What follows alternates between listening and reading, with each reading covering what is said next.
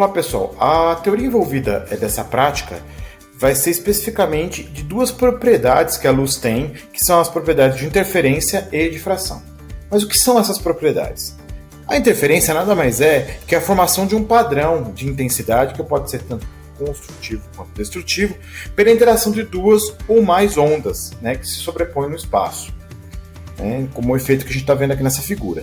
A difração, por sua vez, ela já é uma propriedade de desvio da onda. Então, quando a onda atravessa uma fenda ou atravessa um determinado anteparo, e se o anteparo tiver mais ou menos da ordem, né, for mais ou menos da ordem do comprimento de onda, a gente consegue observar esse desvio. E isso acontece devido às propriedades ondulatórias da luz, né? No caso aí, como a luz tem um comprimento de onda muito pequeno, a gente vai observar isso em algumas coisas, por exemplo, aqui é o caso do efeito das bolhas de sabão, né? Porque a bolha de sabão, na realidade, ela é formada por várias moléculas, né, ligadas entre si, do sabão, e o efeito de você ver aquele arco-íris ali está associado ao fenômeno de difração, que também interfere diretamente na dispersão da luz. Bom, primeiramente falando um pouquinho do efeito de interferência, tá? Quando duas ondas estão em fase, tá? Como é o caso daqui, né? A gente tem duas ondas em fase, a gente vai observar, se elas somarem essas duas ondas, a gente observa que o efeito sempre vai ser um efeito construtivo. Então a gente vai ter uma onda que vai ter um efeito duas vezes o valor da amplitude da segunda onda. É claro que se as duas ondas tiverem a mesma amplitude, né, como é o efeito que a gente está vendo nesses dois gráficos aqui, né? Então, se A1 é igual a A2, a gente pode dizer, então, que a amplitude final da minha onda que está interagindo ali seria duas vezes a amplitude das duas ondas, né? A soma das ondas. Só que também pode acontecer de duas ondas estarem fora de fase. Quando elas estão fora de fase, elas se interferem de forma destrutiva. E aí, especialmente nesse ponto, a gente dá para observar que um vale ele está associado a uma crista, né, de uma onda, e aí quando a gente soma todos os efeitos, a gente observa que a amplitude do sinal acaba sendo igual a zero. Então os dois efeitos que existem basicamente são esses. E fora esses dois efeitos, existem efeitos intermediários entre eles, que estão associados a diferenças, né, na amplitude do sinal associado. Então, primeiro a gente está falando do caso em que eu tenho duas ondas em fase e duas ondas fora de fase. Tá? Só que assim, uma onda só vai interferir com a outra a partir do momento que ela obedecer um efeito que chama coerência de ondas, tá? Que nada mais é que as frequências e os comprimentos de onda entre essas ondas, eles têm que ser iguais. Então, só ocorre interferência quando isso daí é obedecido. Então, se eu tiver diferentes comprimentos de onda ou diferentes frequências, né, que uma está associada à outra, tá, eu não consigo ter interação entre essas ondas. Então, primeiro eu preciso ter uma onda coerente, né? Então, só para dar uma ideia aqui, né, um laser ele é um feixe de ondas coerentes que eles apresentam o mesmo comprimento de onda. A luz já não. A luz ela tem uma faixa de comprimentos de onda diferentes, né, à luz de alguns elementos. Aqui no caso ele está dando um exemplo de um LED incoerente, né? E aí quando acontece isso eu não observo então o efeito de interferência quando eu tenho o caso de não obediência da coerência. Isso é importante, tá? Bom, quando eu tenho uma fina camada de um material, né, como é o caso da bolha de sabão, tá? Ele é formado por uma película, né, a bolha de sabão.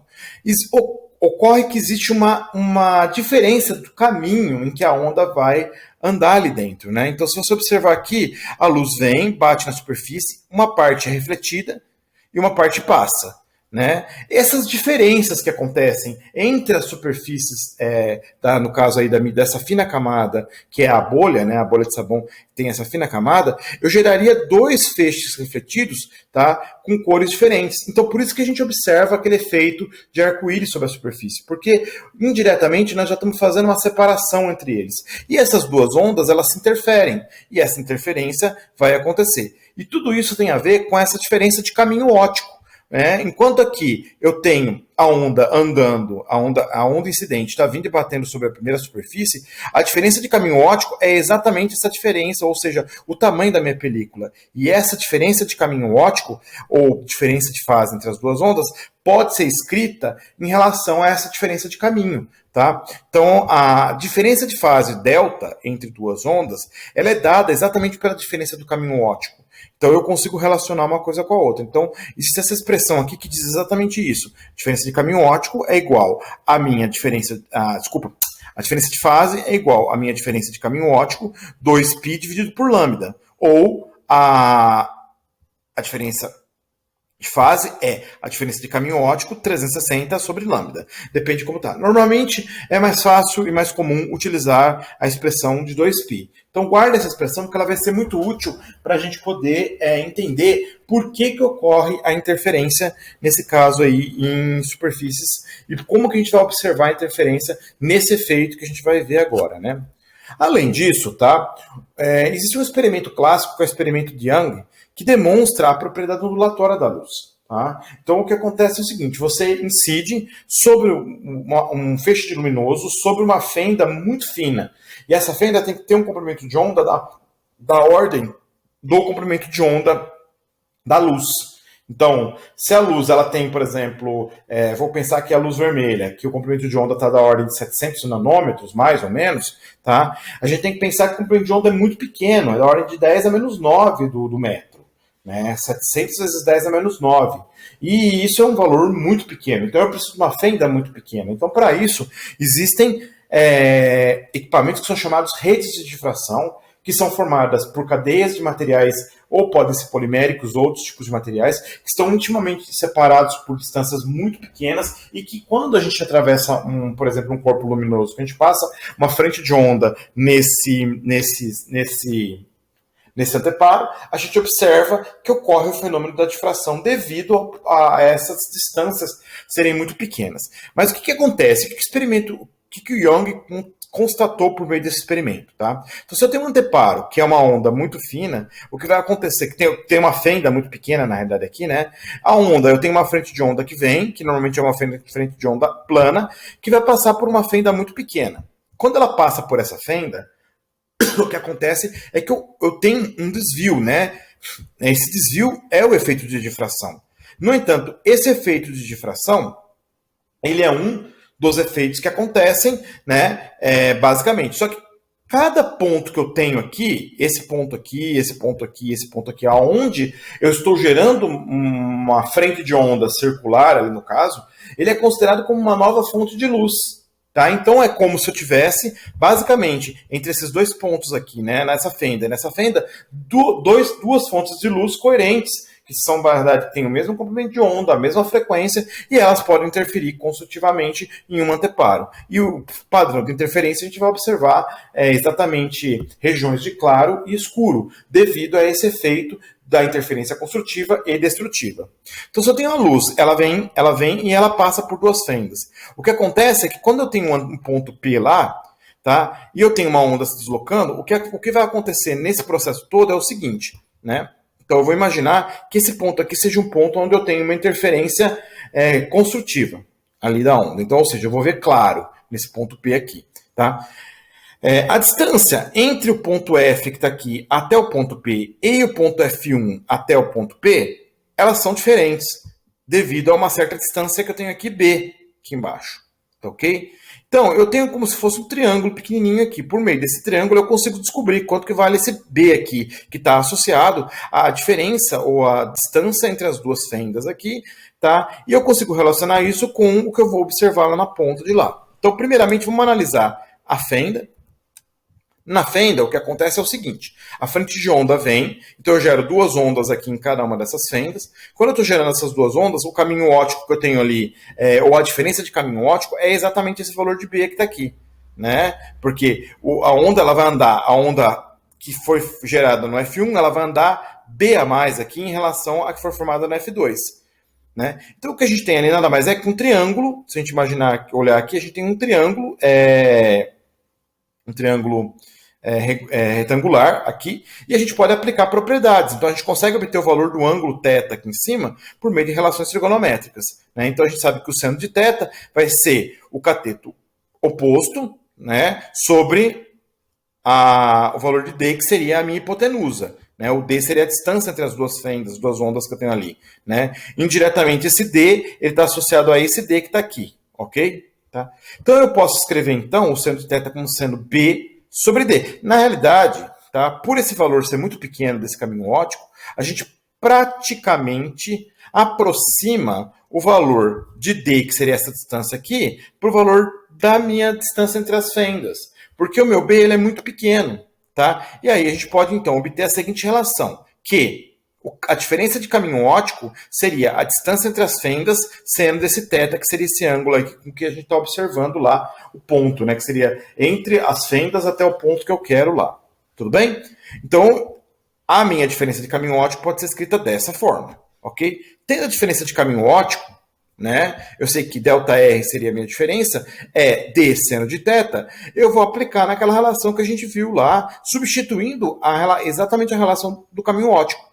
E aí então ficaria com a diferença de fase sendo o caminho óptico vezes 2π dividido por lambda. Ou seja, ficaria D seno θ, 2π sobre lambda. Se eu jogar, né, esse lambda para lá, ok? Eu teria a seguinte perspectiva dessa expressão aqui. Tá? Né? Se eu jogar o lambda para lá e jogar o 2π, considerar o 2π como sendo o ângulo, tá? Ali, eu teria, na realidade, para uma determinada diferença de fase, 2π no caso ali, em que eu estou tendo uma interferência construtiva, nesse caso, né, que é o que a gente está obedecendo aqui, eu teria D seno de θ igual a m lambda, que seria uma condição de fase para esse tipo daí. Se eu substituir isso por m lambda aqui, eu chego que a minha diferença de fase seria 2 vezes m vezes π. Ou seja, vai ser sempre em pontos de múltiplos de 2π ali. Né? Onde m pode ser 0, 1, 2, 3 e vai embora. Né? Essa é a condição que a gente diz que é uma condição de fase, de as ondas estarem em fase. E isso gera para mim um sinal em que eu vou ter naquele ponto lá em cima uma interferência construtiva. Tá? Então, se eu tenho uma condição de interferência construtiva, eu vou obedecer essa expressão que está aqui. Então, vamos guardar essa expressão aqui, que a distância entre as duas fendas, seno de θ seria igual a m, que seria um número aqui inteiro, vezes lambda. Tá bom? Se elas formarem, no entanto, não anteparo aqui uma região escura, eu vou estar tratando exatamente de uma situação onde eu tenho interferência destrutiva. Tá? E aí, quando eu tenho uma situação de fora de fase, eu tenho uma outra relação. O D seno θ vai ser n menos meio de lambda. E aí essa outra expressão aqui, a gente acaba podendo obter, na realidade, o ângulo de fase por meio disso daqui. E aí o ângulo de fase de regiões onde eu teria a interferência destrutiva é dada por 2n menos 1 vezes π. Essa parte da interferência destrutiva, ou a parte relacionada à interferência destrutiva, nós vamos deixar de lado e nós não vamos tratar nessa prática especificamente. Nós vamos tratar somente dessa relação aqui da interferência construtiva. E para isso, para a interferência construtiva, o que vai acontecer é que, tá? A gente sabe que, no caso de uma interferência destrutiva, m lambda, ou seja, números inteiros do comprimento de onda, é dado pela distância entre as fendas vezes o seno do ângulo θ. Só que o seno de θ pode ser escrito como sendo. Lembrando que o θ está aqui, né? Seria esse ângulo aqui. Então, esse ângulo θ também pode ser escrito aqui como θ. Então, aqui é θ, que também vai ser θ, que seria mais ou menos o ângulo médio aqui entre eles, né? Então, a gente pode escrever que isso daí seria x sobre raiz quadrada de x quadrado menos a, onde a seria a distância entre a fenda e o anteparo, e x é a distância no anteparo, ok? Só lembrando que eu estou tratando aqui, se o meu ângulo θ está aqui, então o meu x aqui seria o cateto oposto, ok? E o valor da minha hipotenusa, que é essa distância daqui desse ponto até o ponto P lá em cima, né? Do meio aqui das fendas até o ponto P lá em cima, seria igual a raiz quadrada de x e x ao quadrado mais a ao quadrado. Então, essa distância aqui está relacionada ao teorema de Pitágoras. Se eu substituo isso nessa relação aqui de trás, eu diria que o comprimento de onda, ou m comprimento de onda, poderia ser igual a dx raiz de x quadrado menos a ao quadrado. Lembrando que o meu x é a distância no anteparo, ok? E o meu a é a distância entre a minha rede de difração e o meu anteparo, né? E nesse caso aí, se eu tiver olhando lá e encontrar somente um padrão de interferência, que é o que nós vamos observar nesse experimento, tá? O meu M tem que ser 1. E a partir daí a gente começa a entender esse comportamento. Nós vamos testar essa expressão e por meio dessa expressão nós vamos obter o comprimento de onda da radiação que nós vamos incidir ali, né? O experimento basicamente ele tem duas situações. Na primeira fase a gente vai incidir uma luz policromática e vai observar o efeito, né, dessa dispersão da luz no anteparo e tentar obter de algumas cores qual que seria o comprimento de onda, então qual que é a relação ali das cores em relação a esse comprimento de onda. E no segundo momento, tem na realidade um experimento feito com 3 lasers, um laser vermelho, um laser verde e um laser azul, para vocês verem o efeito que acontece quando a luz ela é monocromática. Quando a luz é policromática, ocorre a dispersão junto. Quando ela é monocromática, isso não acontece. E aí a gente vai obter o comprimento de onda específico desses lasers que estão